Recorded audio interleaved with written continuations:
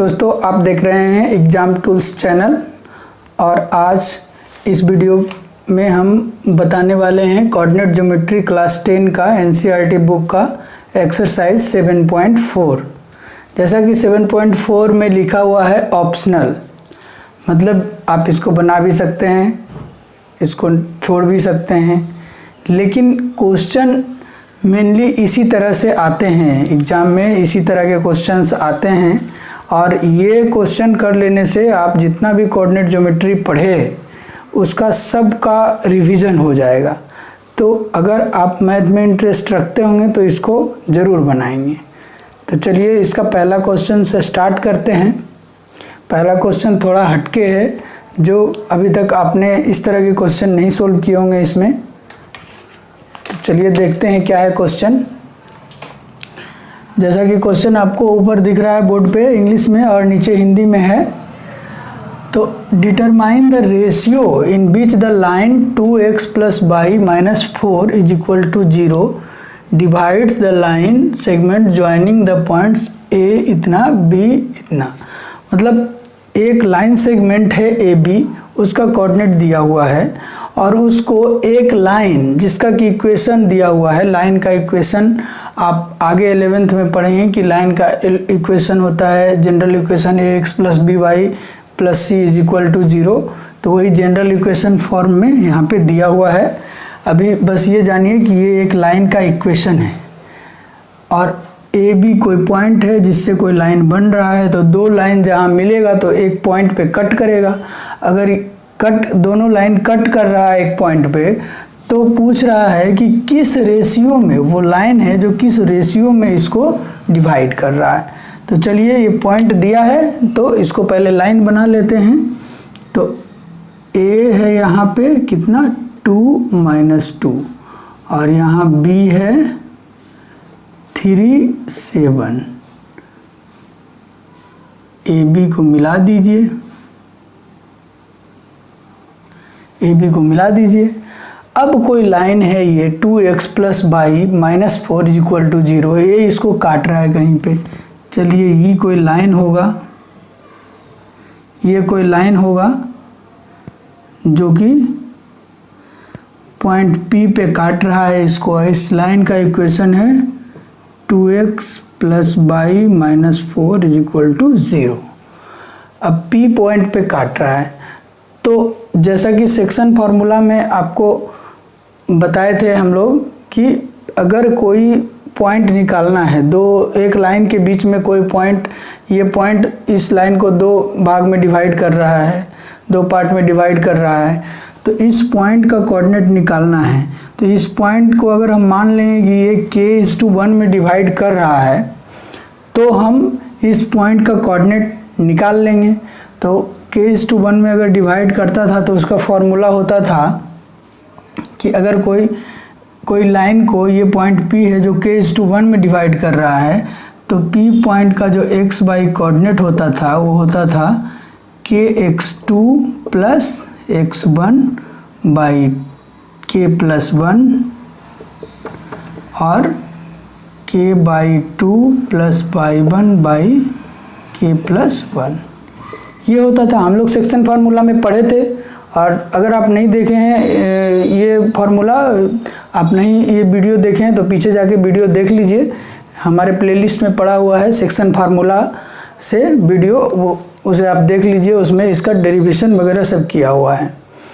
तो हम अभी अगर ये k/1 में डिवाइड कर रहा है तो उस पॉइंट का कोऑर्डिनेट क्या हो जाएगा, kx2 + x1 / k+1, k/2 + y1 / k+1।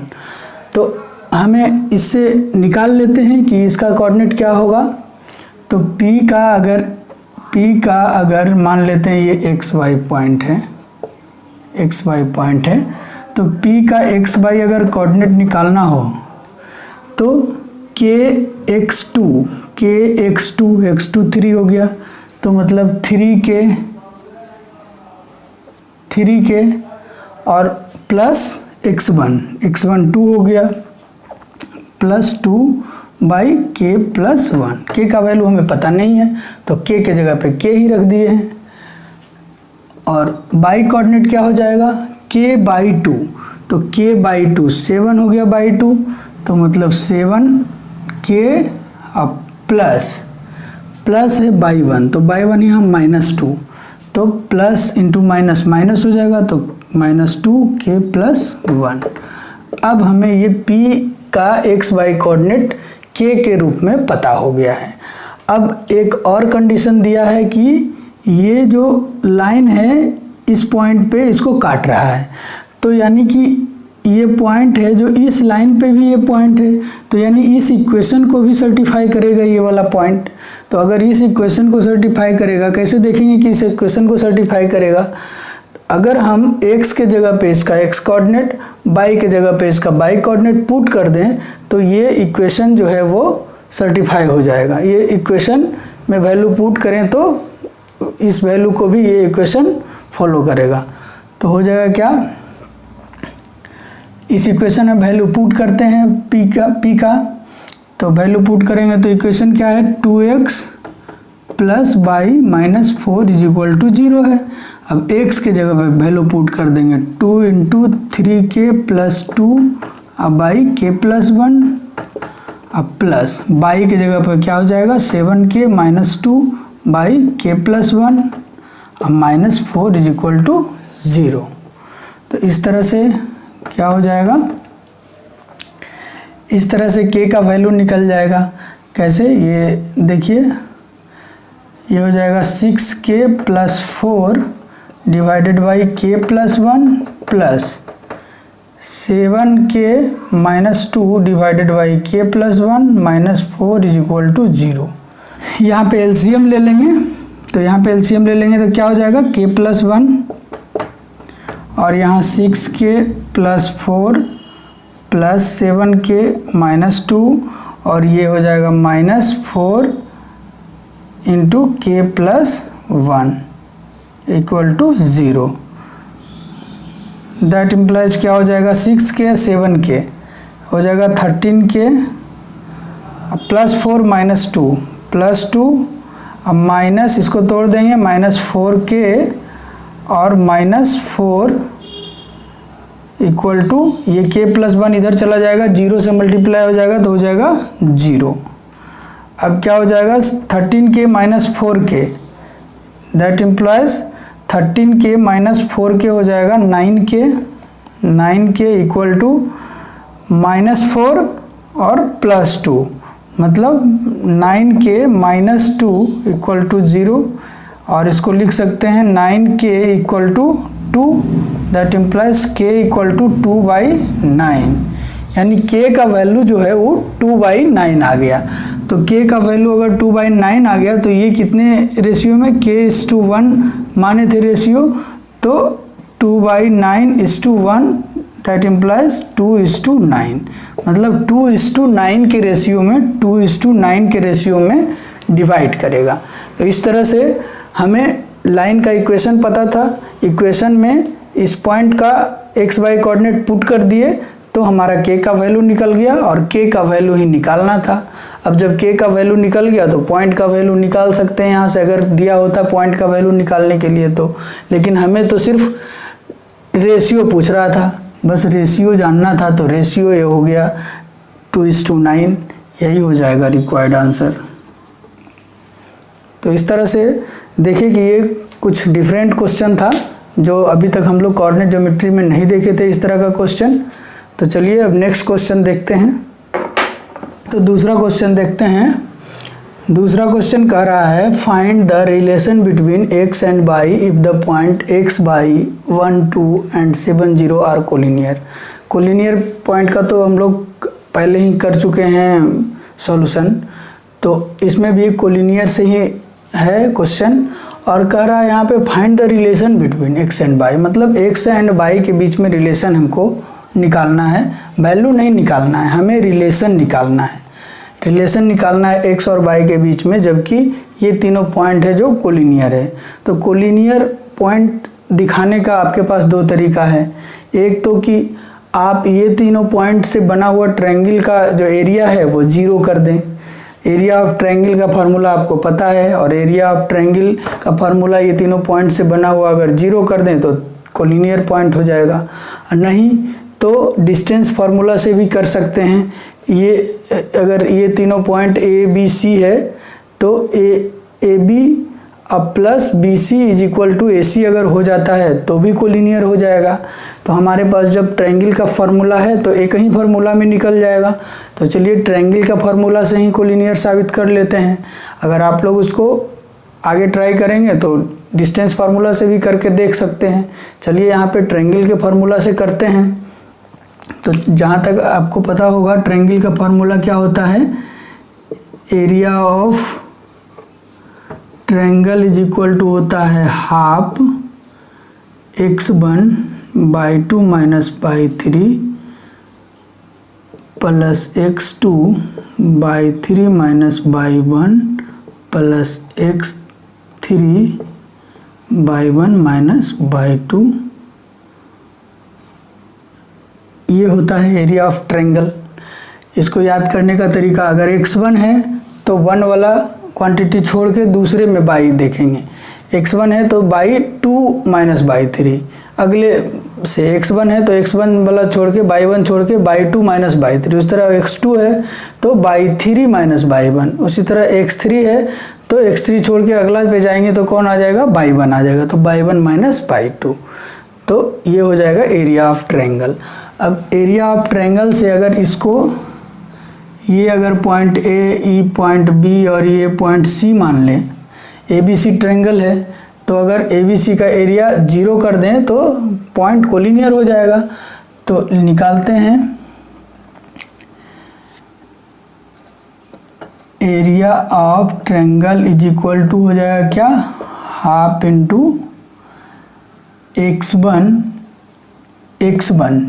क्या हो जाएगा, अगर इसको a लिए हैं तो x1 हो जाएगा x, तो x इंटू बाई 2 हो जाएगा 2 और माइनस बाई 3 0, तो 2 माइनस 0 अब प्लस x2 क्या हो जाएगा, b पॉइंट का x कोऑर्डिनेट मतलब 1, तो 1 इंटू बाई 3 0 और माइनस बाई 1 बाई, तो 0 माइनस बाई अब प्लस x3 मतलब c पॉइंट का x कोऑर्डिनेट, तो c पॉइंट का x कोऑर्डिनेट हो गया 7 और बाई 1 माइनस बाई 2, तो बाई 1 के जगह पे बाई और बाई 2 के जगह पे 2, बाई माइनस 2 हो गया।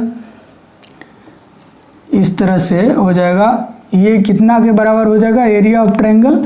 अगर पॉइंट कोलिनियर है तो एरिया ऑफ ट्रायंगल हो जाएगा 0।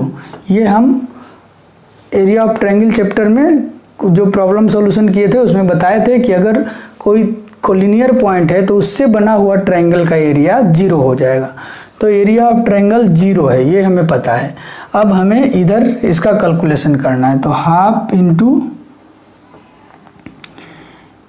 x इंटू 2x हो गया, x इंटू 0 प्लस 1 इंटू 0 और 1 इंटू माइनस बाई, तो ये हो जाएगा माइनस बाई हो गया, और plus 7 into by 7 by 7 into minus 2, तो माइनस 14। अब ये हाफ को अगर इधर ले आएंगे तो 2 आ जाएगा इधर, तो 2 को 0 से मल्टीप्लाई करेंगे तो 0 हो जाएगा। तो दैट इम्प्लाइज लिख देते हैं 0 is equal two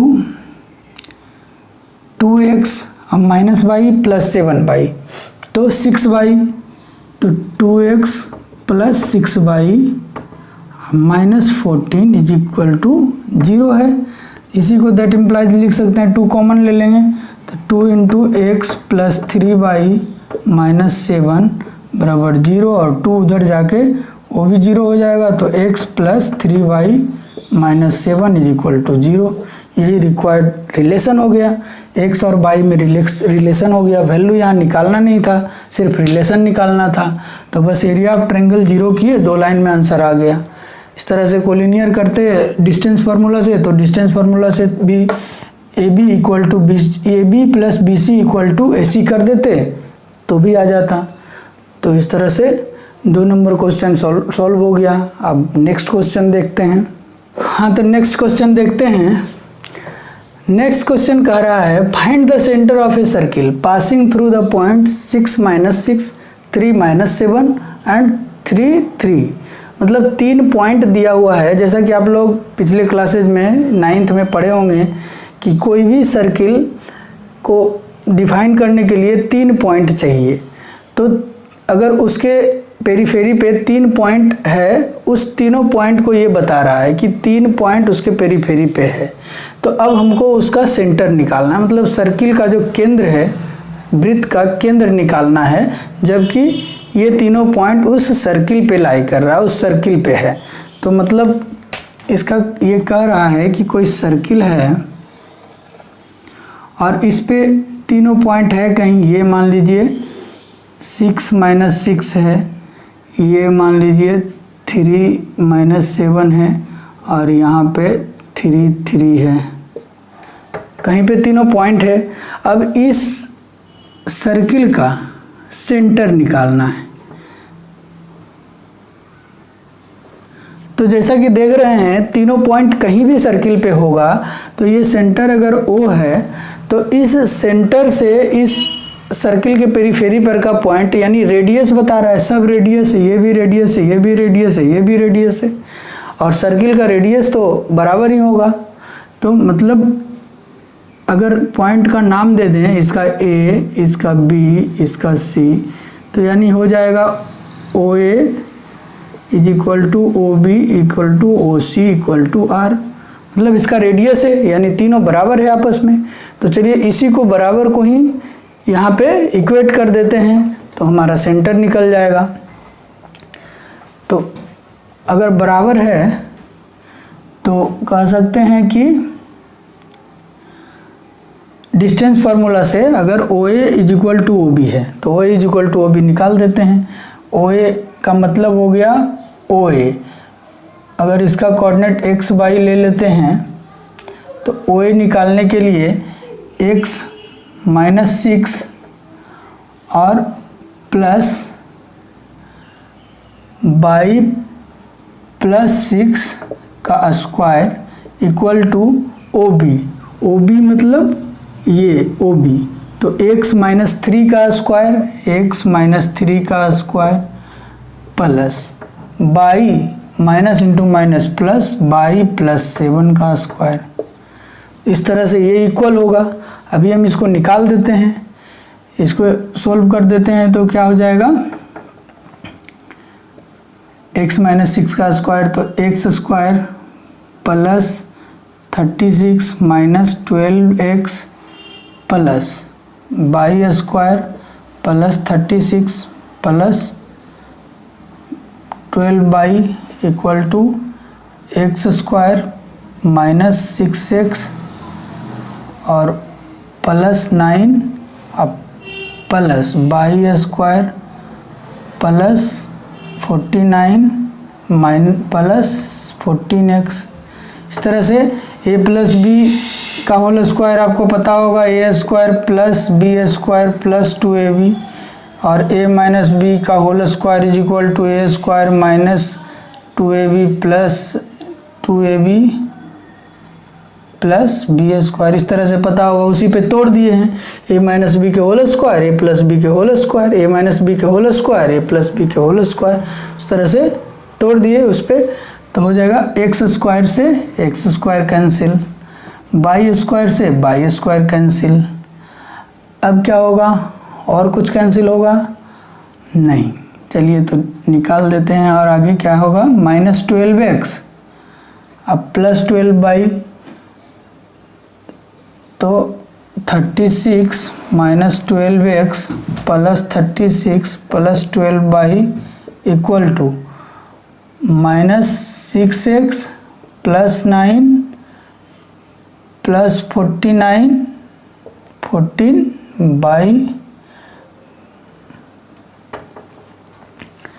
plus 14y, चूँकि ये y + 7 का whole square, y² plus 49 plus 14y। तो अब x को एक तरफ, y को एक तरफ, या सब को एक तरफ लेके आ जाते हैं तो हो जाएगा 72 minus 12x plus 12y plus इधर आएगा 6x, तो इधर प्लस में हो जाएगा 6x, इधर 9 आएगा, 9 प्लस 49, 9 प्लस 49 हो गया 58, ये है इधर प्लस में, इधर आएगा तो माइनस में 58, और ये प्लस में इधर आएगा तो माइनस में 14 equal to 0। That implies 72 minus 58 तो हो गया 14 minus 12x plus 6x minus 6x plus 12y minus 14y minus 2y equal to 0। That implies y, इसको क्या 2 कॉमन ले लेते हैं तो हो जाएगा 7 minus 3x minus y, 2 common ले लिए equal to 0। That implies 7 minus 3x minus y बराबर 0, ये 2 इधर चला जाएगा 0 हो जाएगा, या इसको लिख सकते हैं y is equal to, y को इधर लेके आ जाएंगे, y is equal to 7 minus 3x, इसी को इक्वेशन 1 मान लेंगे। अभी एक इक्वेशन से हमें सिर्फ रिलेशन मिला है, अभी दूसरा इक्वेशन निकालेंगे तो इसका वैल्यू मिल जाएगा। तो दूसरा इक्वेशन के लिए क्या करेंगे, अभी किए थे OA is equal to OB, अब करेंगे OB is equal to OC, अब OB is equal to OC करेंगे, तो OB is equal to OC अगर करेंगे तो क्या हो जाएगा, OB हो जाएगा x माइनस 3 का स्क्वायर प्लस y प्लस 7 का square is equal to OC है x माइनस 3 का स्क्वायर प्लस y माइनस 3 का स्क्वायर, इस तरह से हो जाएगा। अब x माइनस 3 का स्क्वायर इधर भी है, x माइनस 3 का स्क्वायर इधर भी है, तो यहाँ पे कैलकुलेट ही कर देते हैं, x square plus 9 minus 6x plus y square plus 7 का हो जाएगा 49 plus 14 equal to x square plus 9 minus 6x plus y square minus 6y अब प्लस 9, इस तरह से कर दिया। अब एक्स स्क्वायर से x square cancel, y square से y स्क्वायर कैंसिल, अब 9 से 9 कैंसिल, 6x से 6x कैंसिल, माइनस 6x से माइनस 6x कैंसिल, बच गया 49 plus 14y is equal to 9 minus 6y। अब y को एक साइड और वैल्यू को एक साइड, तो 6y को इधर लेके आ जाएंगे तो 14y प्लस 6y हो जाएगा 20y इज इक्वल टू 49 को इधर लेके जाएंगे तो माइनस 9 माइनस 49 यानी कि माइनस 40, तो y इज इक्वल टू क्या हो जाएगा -2। अब यहाँ से मेरा वैल्यू आ गया y इज इक्वल टू -2, तो x का वैल्यू, अगर y का वैल्यू इसमें पुट कर देंगे एक नंबर इक्वेशन में तो x का वैल्यू निकल जाएगा, तो -2 is equal to 7 minus 3x, that implies क्या हो जाएगा, 3x को इधर ले जाएंगे, 2 को उधर ले जाएंगे, -2 को उधर ले जाएंगे तो 3x प्लस में इक्वल टू 7 प्लस 2 9, तो x इज इक्वल टू 3, तो मतलब x बाई कोऑर्डिनेट क्या हो जाएगा 3 और -2, इस तरह से ये हो जाएगा आंसर। इस तरह से सर्किल था, कॉन्सेप्ट सिंपल था, बस अगर हमको सेंटर निकालना है तो सेंटर से जितना भी पेरीफेरी पे डिस्टेंस रहेगा वो r होगा, यानी सब आपस में इक्वल रहेंगे। तो OA is equal to OB is equal to OC होगा, तो एक बार OA को OB से बराबर करेंगे, दूसरी बार OB को OC से बराबर करेंगे, तो 2 बार में हमको 2 इक्वेशन निकलेगा और हमारा वैल्यू निकल जाएगा। इस तरह से यहाँ पे 3 - 2 आंसर आ गया। हाँ, तो नेक्स्ट क्वेश्चन है, नेक्स्ट क्वेश्चन 4th नंबर कह रहा है the two opposite vertices of a square are -1 2 and 3 2 तो find the coordinates of the other two vertices. मतलब एक स्क्वायर का यानी वर्ग का दो अपोजिट वर्टिसेस दिया हुआ है -1 2 और 3 2, तो बाकी के दो वर्टिसेस हमें फाइंड करना है। तो चलिए स्क्वायर बना लेते हैं।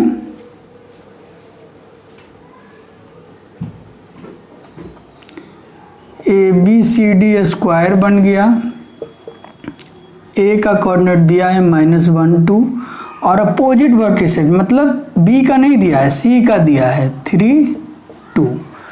A का और C का दे दिया है और B का और D का हमें निकालना है। तो चलिए B का D का अगर निकालना है तो कुछ मान लेते हैं। B का अगर x y मान लिए तो इसका x1 और y1 मान लेते हैं। अब हमें B और D का कोऑर्डिनेट निकालना है। तो सबसे पहले तो हमें स्क्वायर के बारे में जो इन्फॉर्मेशन है उसको अपडेट करना है। तो क्या क्या हमें पता है स्क्वायर के बारे में? एक तो कि इसका चारों भुजा बराबर होता है, मतलब अगर ये A है तो ये भी है, A भी है, A भी है, चारों भुजा बराबर है। दूसरा ये कि इसका जो डायगोनल्स होता है वो बाइसेक्ट्स करता है, परपेंडिकुलर बाइसेक्टर होता है एक दूसरे का। परपेंडिकुलर बाइसेक्टर का क्या मतलब है? समद्विभाजित। समद्विभाजित मतलब ये एक दूसरे को बराबर भागों में तो बांटता ही है और यहाँ पे ये जो एंगल होता है वो 90 डिग्री होता है। चारों एंगल जो होता है वो 90 डिग्री होता है, तो वो समद्विभाजित करते हैं। तो इस तरह से हमें स्क्वायर के बारे में पता चला। और अगर इसकी एरिया के बारे में बात करें तो स्क्वायर की एरिया क्या हो जाती है? Area of square is equal to क्या होता है? ए स्क्वायर होता है। अच्छा, अगर डायगोनल्स निकालना है तो क्या होता है? डायगोनल्स अगर निकालना है तो ये चूंकि राइट एंगल ट्रायंगल है तो base square plus perpendicular square is equal to hypotenuse square. यानी कि अगर हमको डायगोनल BD निकालें, BD इक्वल टू क्या हो जाएगा? A √2। इसका पाइथागोरस प्रमेय से हो जाएगा, चूंकि BD square is equal to A square plus A square. That implies BD is equal to क्या हो जाएगा? 2A का रूट यानी √2A। इस तरह से हमें डायगोनल से इसका साइड का रिलेशन, जैसे ही ये बोल दिया स्क्वायर है, हमें इतना अपने दिमाग में अपडेट कर लेना है कि हाँ स्क्वायर के बारे में हमें इतना पता है। अब हम इसको सिंपल स्क्वायर ये डिस्टेंस फार्मूला से भी बना सकते हैं, निकाल सकते हैं। लेकिन अब हमारे पास खाली डिस्टेंस फार्मूला ही नहीं है, अब हमारे पास एरिया ऑफ ट्रायंगल भी है, फिर हमारे पास ये सेक्शन फार्मूला भी है, हमारे पास डिस्टेंस फार्मूला भी है। तो क्यों ना हम इसी में सब फार्मूला अप्लाई करें, हर फार्मूला को अप्लाई करें, ताकि मेरा फार्मूला टेस्टिंग भी हो जाएगा और हम उसका कोऑर्डिनेट भी निकाल लेंगे और एक डिफरेंट तरीका भी हो जाएगा निकालने का। तो चलिए इसको हम निकालते हैं। अगर हमें ये दोनों पॉइंट दे दिया है तो हमें इसका डिस्टेंस निकल जाएगा। तो हमें अगर AC निकालना हो, AC तो क्या करेंगे? √अंडर x1 AC अगर निकालना है तो √अंडर -1 और -3 का स्क्वायर, -1 और -3 का स्क्वायर, x1 x2 का स्क्वायर प्लस y1 y2 का स्क्वायर यानी 2 -2 का स्क्वायर। ये हो जाएगा √अंडर -1 -3 मतलब -4 -4 का स्क्वायर 16 प्लस ये 0 हो जाएगा इज इक्वल टू हो जाएगा 4। 16 को बाहर निकालेंगे रूट से तो 4 हो जाएगा। तो AC का जो वैल्यू आ गया, AC इज इक्वल टू 4 आ गया। अब अगर AC इज इक्वल टू 4 आ गया तो हमें पता था BD बराबर AC हो जाएगा, BD या इसको BD बोलें या इसको AC बोलें, AC बराबर BD बराबर ये आ रहा था √2 है। तो हमें साइड्स का भी लेंथ पता चल जाएगा। साइड्स का लेंथ क्या हो जाएगा, अगर AC बराबर होता है, AC इज इक्वल टू 4 आया। अब AC इज इक्वल टू होता है √2 into A is equal to 4, that implies A is equal to 4 by √2 यानी 2√2, यानी जो साइड है हमारा वो 2√2 आ गया।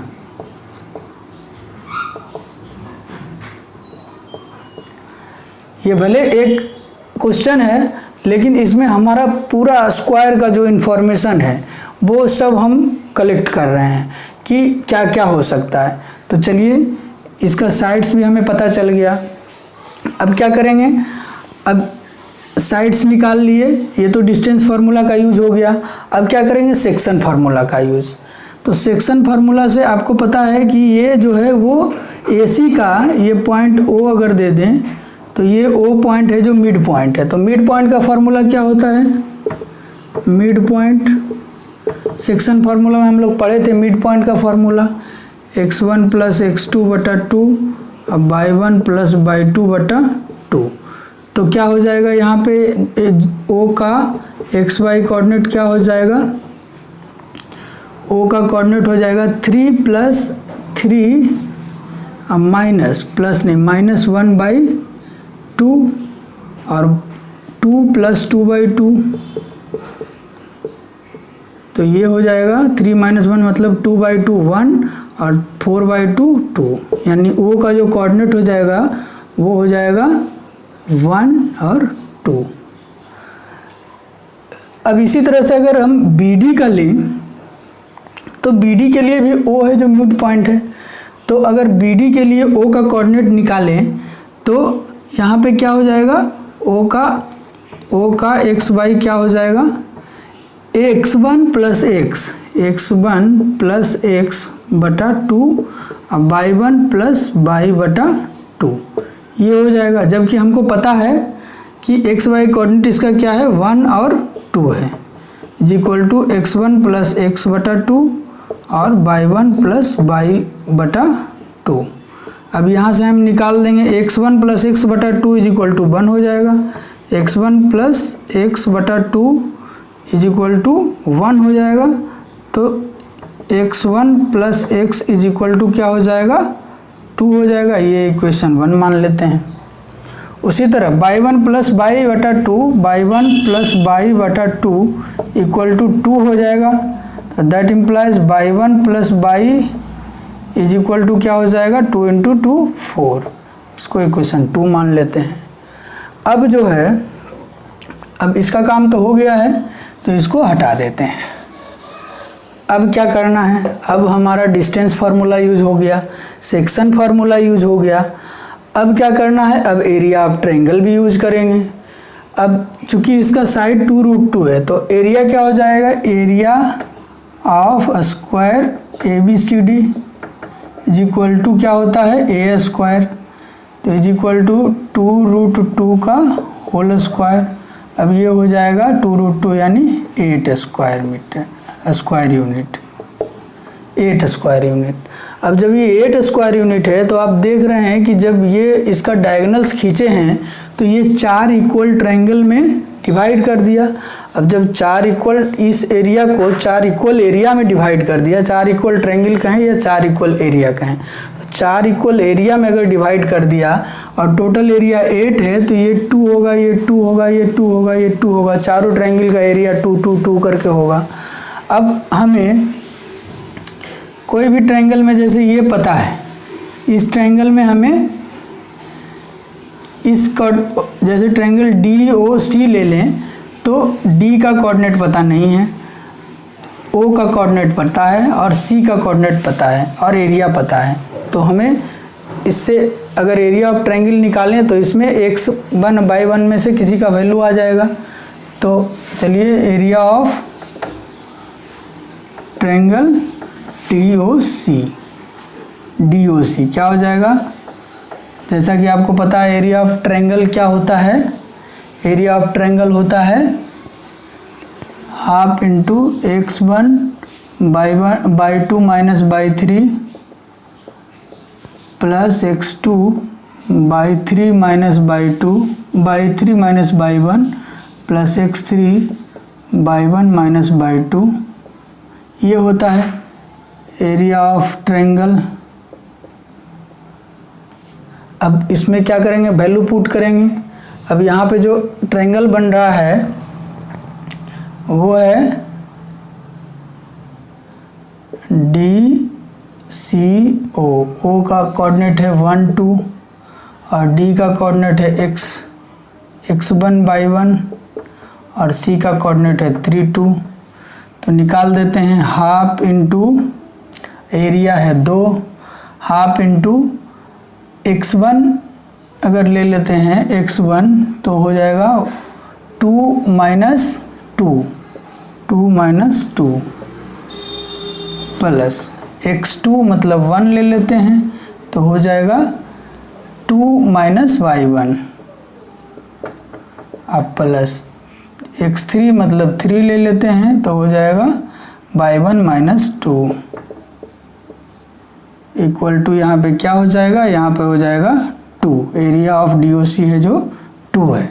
तो दैट इम्प्लाइज 2 को इधर ले आएंगे तो 4 is equal to x1 2 minus 2 हो जाएगा 0, यानी ये होगा पोर्शन 0 प्लस ये प्लस 1 इंटू 2 मतलब 2 माइनस बाई 1 अब प्लस 3 बाई 1 अब माइनस 6।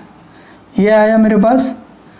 तो that implies minus y 1 plus 3 by 1 मतलब 2 बाई 1 और माइनस 6 प्लस 2 मतलब माइनस 4।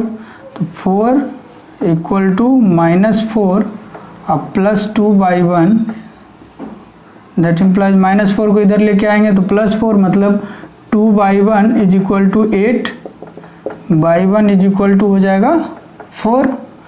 तो इस तरह से बाई 1 का वैल्यू मेरे पास आ गया। अब जैसे ही बाई 1 का वैल्यू आ गया तो इसको हम पुट कर देंगे, पुट इन इक्वेशन 2। तो बाई का वैल्यू इससे क्या आ जाएगा, बाई का वैल्यू इससे जो है आ जाएगा 0। मतलब हमारा बाई 1 इज इक्वल टू आ गया 4 और बाई इज इक्वल टू 0। ये तो आ गया। अब हमको x का वैल्यू निकालना है। x का वैल्यू निकालने के लिए क्या करेंगे, अब x का वैल्यू निकालने के लिए फिर से डिस्टेंस फार्मूला की तरफ चलेंगे। तो अगर देखें तो AB is equal to BC लिख सकते हैं।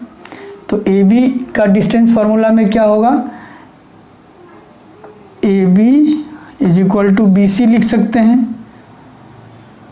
तो AB का क्या हो जाएगा, x minus into minus plus x plus 1 का whole square plus y minus 2 का whole square is equal to x minus 3 का whole square plus y minus 2 का होल स्क्वायर। अब क्या हो जाएगा, दैट इम्प्लाइज बाई माइनस 2 का होल स्क्वायर है इधर, बाई माइनस 2 का होल स्क्वायर इधर कट जाएगा। तो x square plus 1 plus 2x is equal to x square minus 6x और plus 9। That implies x square से एक्स स्क्वायर कैंसिल 1। तो अगर माइनस 6x को इधर ले आएँ तो प्लस 6x हो जाएगा, 1 को उधर ले आएंगे तो 2x प्लस 6x मतलब 8x इज इक्वल टू 9 और minus 1 8। That implies x is equal to 1। अब जब x 1 आ गया तो अगर इसको कर देंगे पुट इन इक्वेशन 1 तो 1 में पुट करेंगे तो x1 होगा। तो x1 क्या हो जाएगा, x1 इक्वल टू 1। मतलब 2 पॉइंट हमारे पास आ गया जो लिए थे x बाई, तो x बाई के जगह पे आ गया x का वैल्यू 1 और बाई का वैल्यू 0 और x1 बाई 1 तो x1 का वैल्यू x1 का वैल्यू 1 और बाई y1 का वैल्यू 4, यानी हमारा 2 पॉइंट जो था, 2 वर्टिसेस था, वो ये आ गया। इस तरह से हमें इस क्वेश्चन में पूरा का पूरा फॉर्मूला रिवाइज हो गया, स्क्वायर के बारे में क्या क्या हो सकता है वो रिवाइज हो गया। हर तरह से हम इसको सीधे सीधे डिस्टेंस फार्मूला से भी बना सकते थे, डिस्टेंस फार्मूला से बनाएंगे बन जाएगा, लेकिन उसमें हर तरह का फार्मूला नहीं लगेगा। ये हर तरह का फार्मूला इसमें लगा के तब बनाया गया है, और इसमें पूरा कोऑर्डिनेट ज्योमेट्री का सारांश है। तो इस तरह से अगर वीडियो आपको सही अच्छा लगा होगा तो आप इसको लाइक ज़रूर करेंगे, और अभी तक आप इस चैनल पे नए हैं तो सब्सक्राइब कर लीजिए, बगल में बेल आइकन दबा दीजिए, ताकि जो भी वीडियो हम अपलोड करें आपको सबसे पहले नोटिफिकेशन जाए और आप वीडियो देखने से चूकें ना। तो धन्यवाद दोस्तों।